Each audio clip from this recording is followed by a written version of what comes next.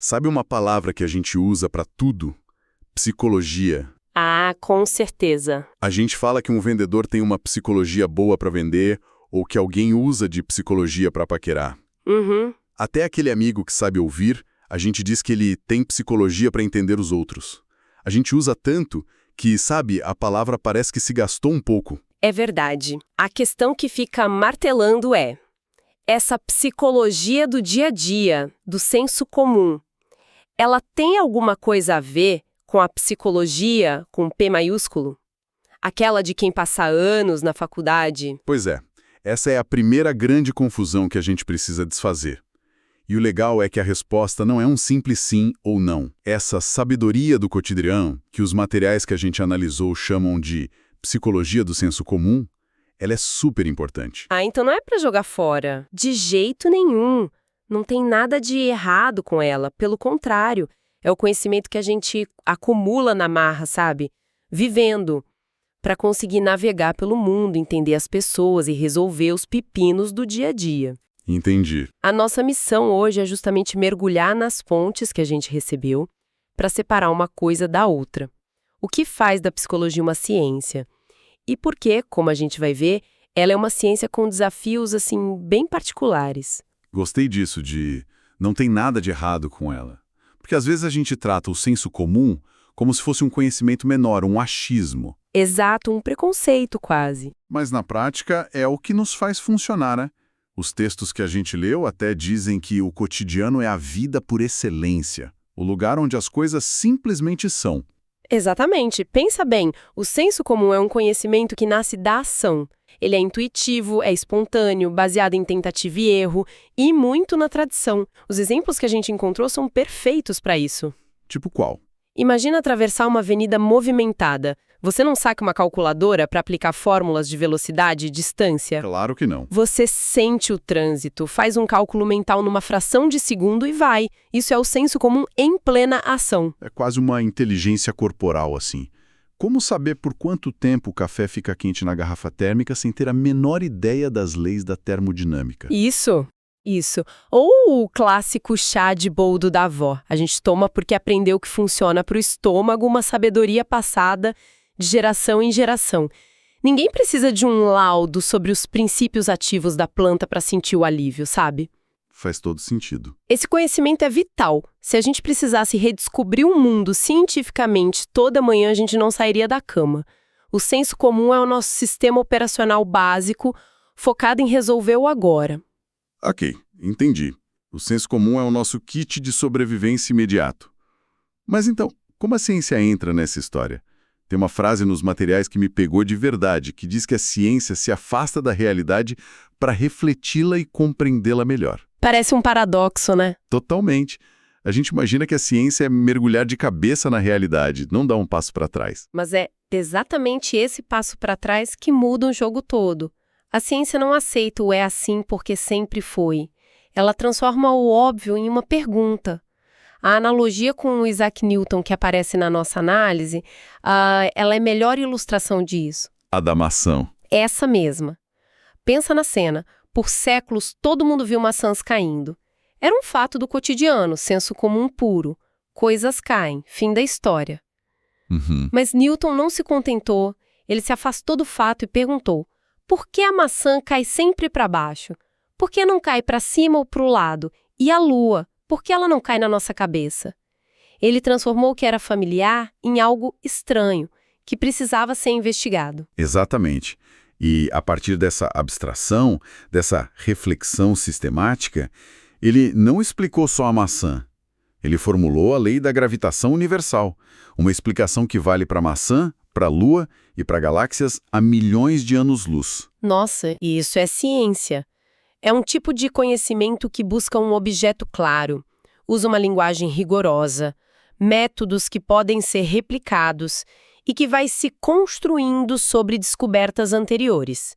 E, o mais importante, ela busca a objetividade, tentando deixar as crenças e as emoções do cientista fora da equação. Isso que você falou sobre a ciência ter um objeto claro me deixou pensando. Se a biologia estuda os seres vivos, a química estuda a matéria, a astronomia estuda os astros, Sim. o que, afinal, a psicologia estuda? Porque parece que a resposta não é tão simples. Não é mesmo? E aqui a gente entra no coração do desafio da psicologia. Em tese, a resposta é simples. O objeto é o ser humano. Só que tem um pequeno detalhe.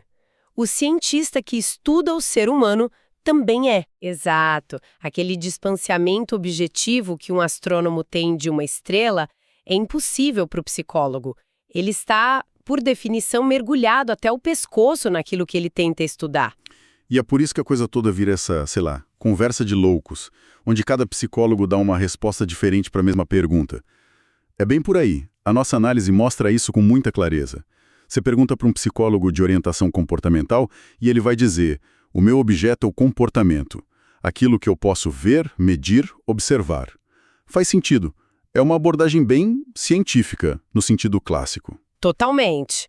Mas aí você vira para um psicanalista e ele responde: Não, o comportamento é só a ponta do iceberg. O que realmente importa, o verdadeiro objeto é o inconsciente. As forças, os desejos, os traumas que nos movem sem que a gente perceba. E outros ainda vão dizer que é a consciência, ou a personalidade, e por aí vai. Mas espera aí, essa diversidade toda não é um sinal de fraqueza?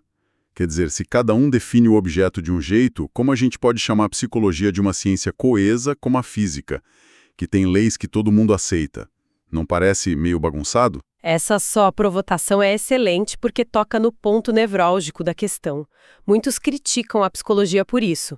Mas o que as fontes que a gente analisou sugerem é que o problema não é a psicologia ser uma ciência jovem do final do século XIX. Não é só isso. Não, a questão é muito mais profunda e tem a ver com a natureza do próprio objeto de estudo. Uma rocha não muda de ideia. Um planeta segue sua órbita previsivelmente. Já o ser humano? Nós somos seres históricos. O jeito que a gente ama, trabalha, pensa, nossos valores, tudo isso está em constante transformação. Então, o alvo está sempre se movendo. Exatamente. E é aqui que entra uma ideia fundamental de um filósofo da ciência chamado Thomas Kuhn, que é mencionada no material, o conceito de paradigma. Paradigma. Um paradigma é como se fosse um modelo ou sistema operacional que todos os cientistas de uma área aceitam por um tempo. A física de Newton foi um paradigma por séculos. Kuhn diria que as ciências humanas, como a psicologia, são pré-paradigmáticas. O que quer dizer que elas ainda não encontraram o seu grande modelo. Ou que talvez elas nunca terão um paradigma único. E isso, veja bem, não é uma fraqueza, mas sim um reflexo honesto da complexidade e da riqueza do ser humano. A diversidade de psicologias existe porque o ser humano é diverso e multifacetado. Ok, isso muda a perspectiva. A bagunça, na verdade, é um espelho da nossa própria complexidade. Mas na prática, como a área avança? Se não existe um único caminho, como se constrói um corpo de conhecimento? É aí que a nossa análise aponta para uma proposta de síntese muito potente. Um conceito que tenta ser um eixo, sabe? Um ponto de encontro para essas diferentes abordagens. A subjetividade. Subjetividade. É outra palavra que a gente ouve bastante, mas que parece meio vaga. O que ela significa nesse contexto mais rigoroso? No contexto que a gente está explorando, subjetividade é a síntese única, pessoal e intransferível que cada um de nós constrói ao longo da vida. É o nosso jeito particular de sentir, de pensar, de sonhar, de amar, de se relacionar. Entendi. Tem uma citação dos textos que amarra isso de forma brilhante. O ser humano corpo, ser humano pensamento, ser humano afeto, ser humano ação, e tudo isso está sintetizado no termo subjetividade. Ou seja, não é só a nossa mente, é a nossa experiência inteira de estar no mundo. Então a minha subjetividade é tipo a minha impressão digital do mundo, a forma única como eu monto o quebra-cabeça das experiências que, no fundo, são parecidas para todo mundo. E, pelo que eu entendi, não é algo que vem de fábrica. De forma alguma. Essa é a chave. A subjetividade é construída, e nós somos os construtores. Outra ideia central é: criando e transformando o mundo externo, o homem constrói e transforma a si próprio. Isso é forte. Muito. Não somos só um reflexo passivo da cultura ou da família. Nós pegamos o que o mundo nos oferece, a língua, os costumes, os valores, e damos um significado próprio. Ao agir no mundo com base nesses significados, nós nos reinventamos. O exemplo dos dois amigos, um descendente de japoneses e outro de italianos, é ótimo para isso. Como era mesmo? Eles vivem na mesma cidade, na mesma cultura brasileira, mas a forma como cada um sintetiza isso, misturando com suas heranças familiares e experiências pessoais, cria duas subjetividades completamente únicas. Sabe, essa ideia de estar sempre se construindo e se transformando é muito poderosa. Leva a gente para um lado até mais poético. A noção de que a gente nunca está pronto, nunca é um produto acabado. E essa sua reflexão poética é totalmente validada por uma citação belíssima de Guimarães Rosa que encontramos no material. Ele diz: "O importante e bonito do mundo é isso, que as pessoas não estão sempre iguais, ainda não foram terminadas, mas que elas vão sempre mudando, afinam e desafinam. Afinam e desafinam." Genial. Essa frase é uma metáfora perfeita para a subjetividade. É um processo contínuo de afinar e desafinar, de se reorganizar a cada nova experiência, a cada novo encontro. Não é um estado, é um movimento. Ok. Então, agora que a gente entende melhor o que a psicologia tenta ser, esse ciência que se debruça sobre a complexa construção da subjetividade, acho que é igualmente importante demarcar o que ela não é. O material que a gente analisou bate bastante nessa tecla, né? Bate, e com razão. Especialmente sobre a confusão com o misticismo. Sim, e esse ponto é crucial, ainda mais nos dias de hoje, com tanta informação circulando. Os textos nos lembram de um fato histórico importante. A psicologia só se firmou como ciência lá em 1879 com o laboratório de Wundt na Alemanha, justamente para se diferenciar das especulações filosóficas e espiritualistas sobre a alma. Então a origem dela já é uma separação. Exato. O projeto era estudar a mente e o comportamento com rigor do método científico. Então, quando a gente fala de práticas como tarô, astrologia, numerologia, estamos falando de outro universo. Exatamente. A análise é categórica. Não são psicologia. E aponta dois motivos principais para isso. O primeiro é metodológico. Essas práticas não se baseiam no método científico de observação, experimentação e busca por evidências. Elas operam em outra lógica de conhecimento. E o segundo motivo? O segundo motivo é filosófico, e talvez até mais importante. Elas partem de visões de mundo opostas. Como assim? O misticismo, muitas vezes, trabalha com a ideia de um destino traçado, de forças externas que regem a nossa vida e que podem ser lidas ou interpretadas. A psicologia, como ciência moderna, se fortaleceu sobre o ideal oposto, o de um ser humano autônomo, responsável por suas escolhas e construtor do seu próprio futuro.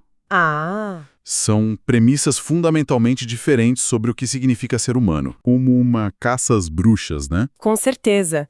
O objetivo não é criar uma santa inquisição e dizer que essas práticas são inúteis ou ruins. Elas são parte da cultura, são outras formas de saber que respondem a outras necessidades humanas. O ponto central é a demarcação de campo. A separação das coisas. Isso. A astrologia, por exemplo, pode até se tornar objeto de estudo da psicologia. Um psicólogo pode pesquisar por que as pessoas buscam horóscopos em momentos de incerteza, o que isso revela sobre a sociedade. Entendi. Uma coisa é estudar o fenômeno. Exato. Mas o que não pode acontecer, e é considerado uma infração ética grave, é um psicólogo usar o mapa astral como ferramenta na sua prática clínica. Uma coisa é estudar o fenômeno, outra bem diferente é adotá-lo como sua ferramenta de trabalho. A fronteira precisa ser clara. Faz todo sentido. Bom, acho que o nosso percurso hoje foi bem revelador. A gente partiu daquela psicologia que todo mundo usa no papo de bar e viu como ela é diferente, mas também importante, da psicologia científica. Mergulhamos no desafio que é para uma ciência estudar a nós mesmos, essa coisa complexa e mutante que é o ser humano, e vimos como a ideia de subjetividade surge como uma tentativa de abraçar essa complexidade toda. Isso. Por fim, traçamos essa linha no chão, separando o campo da psicologia de outras práticas. Foi uma bela jornada. E sabe o que fica martelando na minha cabeça depois de toda essa conversa? uma provocação que o próprio material inspira. Manda. Ele destaca que o pesquisador em psicologia é, ele mesmo, um ser humano com uma subjetividade. Se a subjetividade é essa síntese tão pessoal, tão única, construída a partir da nossa história, como um psicólogo consegue usar a sua própria subjetividade para compreender a de outra pessoa sem que as duas histórias se confundam? Nossa. Onde termina a conexão humana, a empatia, que é essencial, e onde começa a análise científica que exige distanciamento? Essa tensão, esse equilíbrio delicado, talvez seja o desafio mais constante e fascinante no coração da psicologia.